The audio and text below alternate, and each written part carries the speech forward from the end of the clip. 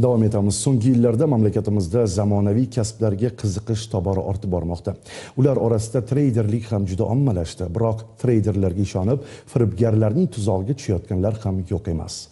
Xavfli tomoni shundaki, daromadingizni bir necha barobarga oshirib beraman deb aldaydigan soxta treyderlar soni ortib boryapti.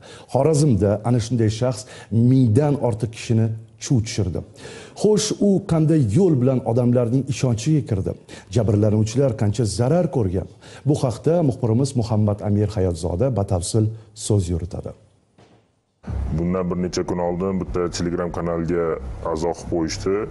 Trading orqali pulni bir barobar ko'paytirib berish haqida ma'lumotlar bor edi. Pulimni bir barobar ko'paytirib olish maqsadida 20 million pulimni tashlab berdim. Oradan bir soatcha o'tgandan keyin bloklab qo'yishdi.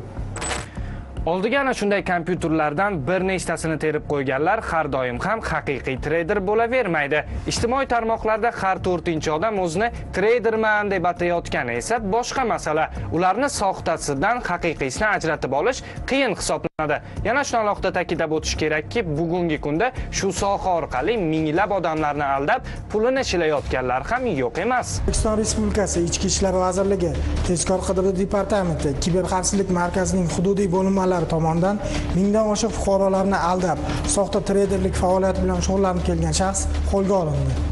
Yuqorida aytilayotgan shaxs Xorazm viloyatida qo'lga olingan. Eng qizig'i shundaki, uning yashash manzili ko'zdan kechirilgan paytda o'ndan ortiq planshet, 96 ta uyali aloqa vositalari, 1170 bitta bank kartalari hamda 343 ta mobil aloqa operatorlarining sim kartalari topilgan. Hozirda holat bo'yicha surishtiruv ishlari olib borilmoqda. Eng so'nggi yangiliklarni biz bilan kuzatib boring. Muhammad Amir Hayotzoda, Xo'jakbar Ibodullayev, Hudud informatsion dasturi uchun.